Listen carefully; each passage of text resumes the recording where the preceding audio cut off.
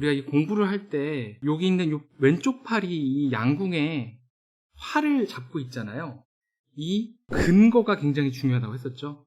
이 근거를 어설픈 책에서 찾을 것이 아니라 반드시 교과서에서 찾아야 된다란 얘기를 했었습니다.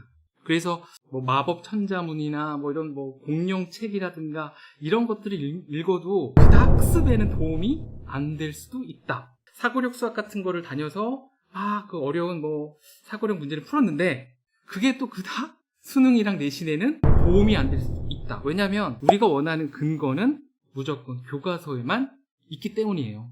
그리고 우리가 공부를 할 땐 항상 아웃풋을 해야 된다는 얘기도 했었습니다. 그냥 끝낼 것이 아니라 반드시 한 줄에 자기만의 생각을 담고 있는 기록을 한다거나, 그 다음에는 이 눈 부분에서 우리가 기록이라는 걸 굉장히 강조했었는데 눈에 보이게 항상 기록을 해야 된다는 거죠. 그래서 우리가 이제 기록이라는 단어도 썼지만 생생하게 눈에 보이게 상상하는 능력이 너무너무 중요하다. 그 다음에 여기는 이제 활 모양이 S자처럼 되어 있어서, 그러니까 슬로우, 생각을 아주 천천히 한다는 것이 무엇인지 슬로우 싱킹에 대해서도 한번 얘기를 했었습니다. 천천히 생각한다는 건 내 삶에 적용할 것이 무엇인지를 생각하는 것이다. 그래서 우리가 항상 공부한 다음에는 뭘 생각해야 되죠? 반드시 예시를 생각하는 것이 슬로우 싱킹의 첫 번째 길이다 라는 얘기를 했었습니다. 그리고 역시 공부를 위해서는 반복을 해야 되는데 그냥 반복하는 것이 아니라 매번 조정을 하는 반복을 해야 된다. 문제를 한번 풀고 끝내는 것이 아니라 또 한 번 풀면서 좀 더 좋은 풀이는 없을까 생각해야 된다는 얘기를 했었습니다. 지금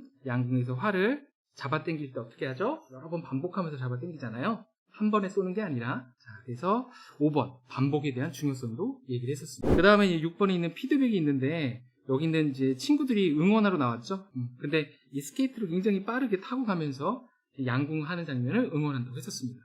이때 피드백은 반드시 빨라야 된다는 얘기 했었어요. 빠른 피드백은 뭐가 있다고 그랬죠? 우리 아이가 문제를 딱 풀었는데 한 문제 풀자마자 해답지를 보고 채점을 해서 맞았다. 그러면 엄마가 옆에서 엄청 잘했다 라는 칭찬을 바로 해주는 거죠. 바로 10초 뒤, 바로 1분 뒤에 어떻게 하면 아이한테 피드백을 줄 수 있을까? 이거를 고민해야 된다는 내용이었습니다. 그 다음에 7번은 혼자서 하면 안 되고 반드시 누군가의 교정하는 사람이 필요하다는 거예요. 좋은 선생님한테 교정을 받아야 되고 답안지의 교정을 받아야 됩니다. 특히 좋은 선생님한테 교정을 받으면 좋은데 우리가 이거 학원을 갈 때 선생님이 수업만 하는 학원은 좋은 학원이 아니죠. 그건 인강을 듣거나 답안지를 보면 됩니다. 학원을 가야 되는 아주 중요한 원인이 바로 뭐예요? 피드백, 교정을 받는 거죠. 그래서 아이가 수학 한 문제 풀고 선생님이 답은 맞았더라도 야, 이 풀이보다는 요게 더 수학적으로 의미 있어 하고 한 번 더 풀어주는 그런 선생님이 좋은 선생님입니다. 7번에 교정에 대한 얘기를 했습니다. 8번에 난이도에 대한 얘기가 있는데 어때요? 이 표적까지의 그 거리가 아주 난이도를 의미합니다. 이 적정한 난이도가 돼야 돼요. 그래서 지금 질문하는 분들 중에서 우리 아이가 집중력이 낮아요 이런 말을 많이 하는 아이들이 있습니다. 이거 어떻게 해야 되나요? 이런 질문 많이 하는데요. 저는 그 개인적으로 이 역자 정말 싫어하는데 뭐 집중력, 지구력, 독해력 또 이런 거 있죠. 사고력 이런 단어를 정말 싫어합니다. 자, 집중력이 낮은 게 아니죠. 왜냐하면 이 아이 게임기 한번 줘봐요. 뭐 옆에서 어떤 말을 하는지도 모르고 열심히 합니다. 역시 유튜브 같은 거 봐라 하면은 뭐 시간 가는지 모르고 그죠. 그래서 집중력은 왜 하필 공부할 때만 없을까를 꼭 생각해 볼 필요가 있다는 겁니다. 그 이유는 역시 재미가 없어져. 재미가 없어서. 그건 너무 어렵기 때문일 가능성이 커요. 적정한 난이도를 찾아주는 것이 진정한 엄마와 교사가 할 일이다. 마지막으로는 목표인데 이 목표가 숫자로 정해진 목표여야 된다라는 얘기를 했었습니다. 그래서 명확한 목표. 양궁 쏠 때 이게 테두리가 흐리멍텅하면 어디로 쏠지 모르잖아요. 그래서 항상 계획도 문제수 13문제 풀기, 뭐 오늘 3문제 풀기 이런 식으로 숫자로 정해주면 좋을 것 같아요. 숫자라고 해서 6시부터 7시까지 공부하기 요거는 좀 성과 중심주의가 아니기 때문에 권장하지 않고요.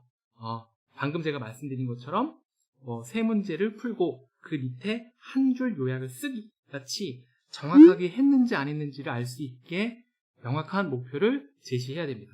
집중력에 대한 얘기를 조금 더 하자면 공부는 원래 재미가 없는 거예요. 그래서 엄마와 약속을 꼭 해야 돼요.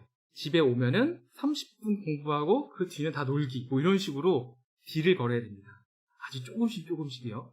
중요한 건 집에 오자마자 3분만 한번 해보자. 뭐 이런 식으로 아이한테 적정한 난이도와 이 목표를 설정할 수 있는 것을 찾아서 제시를 해줘야 됩니다.